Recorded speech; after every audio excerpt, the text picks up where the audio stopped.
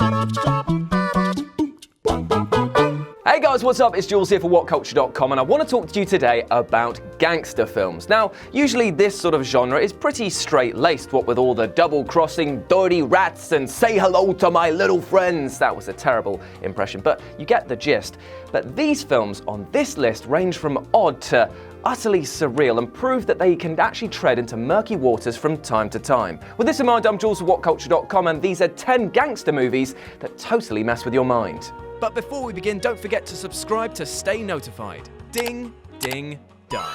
Number 10, Performance. Now, this little oddity was made by Warner Brothers in order to emulate the success the Beatles had had with their film A Hard Day's Night, which had come out a few years prior, this time starring Mick Jagger as a reclusive rock star who teams up with a criminal underlord on the run. The film explores the concept of blurring identities as the men spend more and more time together, effectively becoming one. It's rife with strange moments and dialogue which far remove it from the usually straight gangster fare, and ends with a moment that is violent and confusing, but at the same time, because of the context of the film, felt perfectly suited. Number 9, Bugsy Malone. I mean, is there any real need to say why this is odd? It's a tale about prohibition and gangster culture, but aimed at families and kids. It starred nothing but kids and had Tommy guns that fired custard, but the undertones were incredibly dark. It takes everything that the genre is famed for, the darkness and grit, and managed to have families clapping and singing along by the end. It's a triumph in its oddity, and it still holds up really well today. Number 8, Sonatine. Now, the US usually gets a lot of recognition for its criminal organizations, but they are but a drop in the ocean when it comes to the Japanese Yakuza, and Sonatine is but a micro tale of this massive organization. Starting off in pretty traditional fashion, the main character is betrayed and ambushed, leaving him for dead. As he flees the scene, he regroups at a beach house with some others and lays low. In order to pass the time, he and the other survivors play little silly games, each bubbling with aggression and tension and frustration. They're all trapped but want revenge, and what this does is breed this seething nature of hatred as they wait for the time to strike back. And you know what? Not really much happens for a long old point of the film, so this just keeps ramping up in tension until the film's climax. The really odd thing, though, is that this film was directed by a man who was a renowned comedian at the time, kind of like if Rowan Atkinson had directed Requiem for a Dream. It's pretty odd. Number 7, Point Blank. This is honestly one of the most underrated and strangest gangster films I've seen in a long time. It tells the story of Walker, whose armed robbery goes wrong because he was betrayed by his partner and his wife, Vicar. It's got a ridiculously gruff aesthetic, with the lead acting like a walking action machine, but in reality the film was about trauma, pain and loss, because as the revenge is taking place, Walker has a ton of emotional weight to deal with.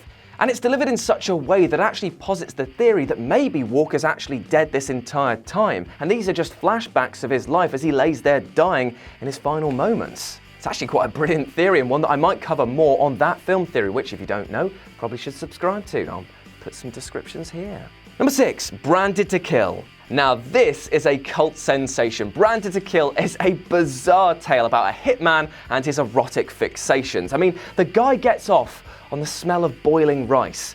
Then again, your mum gets boiled whenever she sniffs my starch, so who am I to judge? There's my one per list. After failing to complete an assassination, he himself is hunted by the mystical number 1 killer, a legend whose methods threaten to drive him insane. And it's here that things get weird. After catching up with him, the number 1 killer moves into his house. The pair end up synchronizing, eating and sleeping and wandering around together with arms linked, all up until the final scenes in which it's revealed that the number 1's assassination method is simply to exhaust their victim until they're an easy kill. It's absolutely mental, but so captivating at the same time.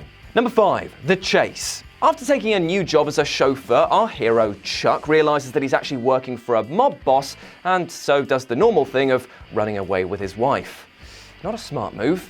Lorna, the woman in question, is murdered and Chuck is made the prime suspect. However, a massive twist comes late into the film, which, while not spoiling it, resets everything that's happened. It's one of the few times in which a cliché storytelling device is actually used to good effect and leaves the audiences feeling satisfied instead of feeling cheated.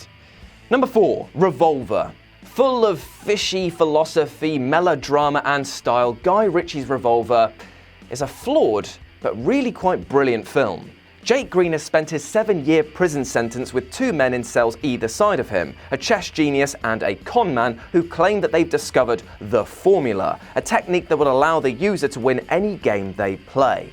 When he's released, Jake tries to put this into effect against the mob boss who put him in there, but as you can guess, shenanigans occur. Shenanigans. Like I said, it's not the perfect film, but there's enough mind games and twists there to keep audiences hooked along the way and get them thinking about the concept of the ego and letting go. It's minimal bullshit, but maximum baffling. Number 3, Mad Dog Time. Now this is a personal favourite of mine, focusing on the seedy underbelly of Las Vegas-style clubs and bars and casinos, and tells the story of Mickey, who's a pretty badass hitman with a rather odd set of dueling rules. And the best part is that while the action might be brilliant and well shot, you're never actually sure if this is real or taking part inside the character's head. Yeah, it's that type of film. From characters to shootouts to love interests, you can never be sure that what you're actually seeing is real, and it's really captivating. Number 2, Yakuza Apocalypse. It's got a kung fu frog in. I literally cannot recommend this enough. And number 1, Keyhole. So let me try and explain this to you the best I can. A group of villains stages a home invasion only to find out that the house they've invaded is actually haunted. So they've got cops on the outside who shoot them if they try and leave, ghosts on the inside, and as an extra twist, as if we needed any more, the leader Ulysses Pick used to live in the house and his wife is still upstairs. And it's narrated by a naked guy in an attic. How could you not want to watch this? I know it sounds amazing, right? And trust me, it is. As if you couldn't tell, there is no clue as to what the is actually going on in this film at some points, with hints that the ghosts are actually the living ones and the gangsters are dead, that the police are imaginary, and even that all the events could just be the ramblings of a lunatic.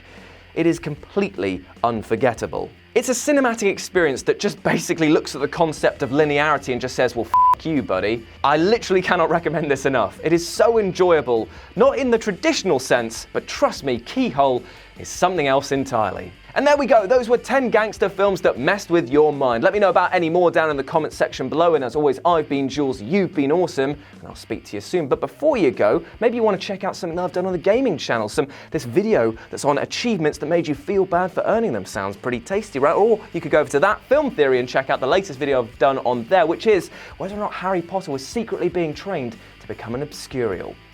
Sounds interesting, right? Anyway, speak to you soon, bye!